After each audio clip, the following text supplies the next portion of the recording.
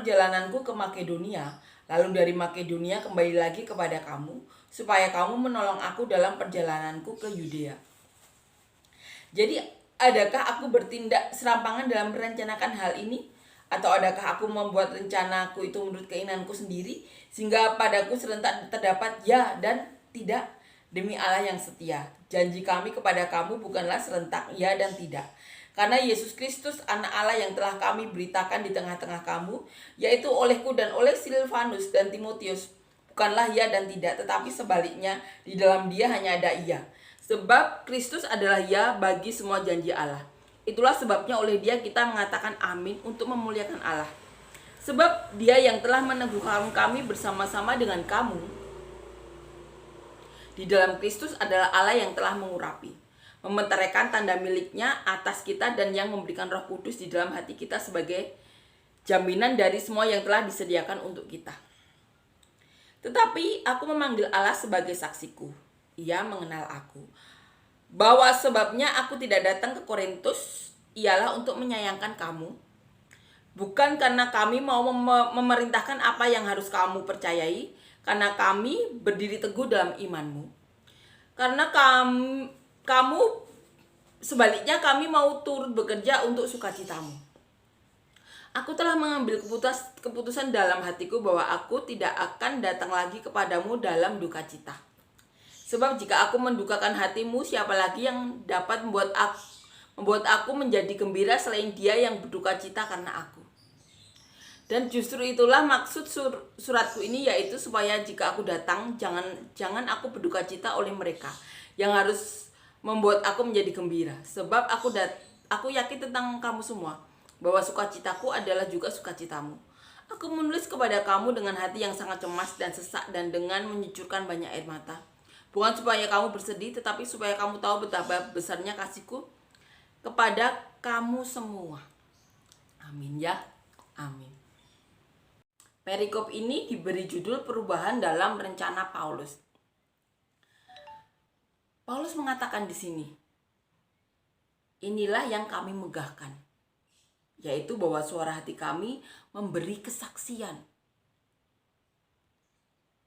kepada kami bahwa hidup kami ini di dunia ini, khususnya dalam hubungan kami dengan kamu, dikuasai oleh ketulusan dan kemurnian dari Allah, bukan oleh hikmat duniawi. Hubungan Paulus dengan jemaat itu didasari ketulusan dan kemurnian.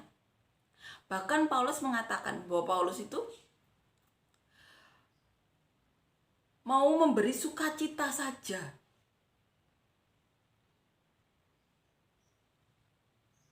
Sebaliknya kami mau turut bekerja untuk sukacitamu. Dan dikatakan di pasal 2-nya, di ayat 1, aku telah mengambil keputusan di dalam hatiku bahwa kami tidak akan datang lagi kepadamu dalam duka cita. Itu yang katakan Paulus, keputusan yang diambil Paulus.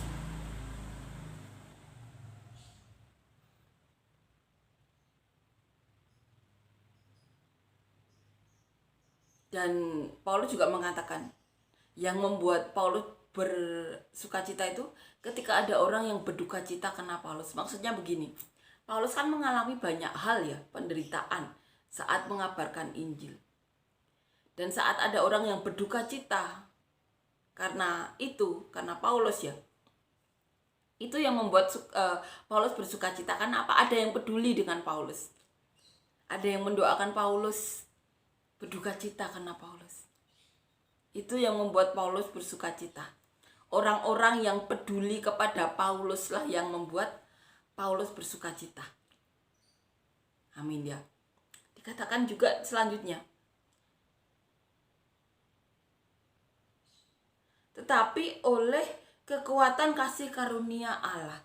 Jadi hubungan antara Paulus dan jemaat itu karena ketulusan dan kemurnian dari Allah, bukan karena hikmat duniawi. Tetapi kasih karunia Allah lah yang membuat mereka mempunyai hati yang tulus dan murni buat jemaat. Bukan karena dunia, bukan karena kemampuan mereka, tetapi karena kasih karunia Allah. Jadi hubungan antara Paulus dan jemaat itu karena ketulusan dan kemurnian. dari Allah.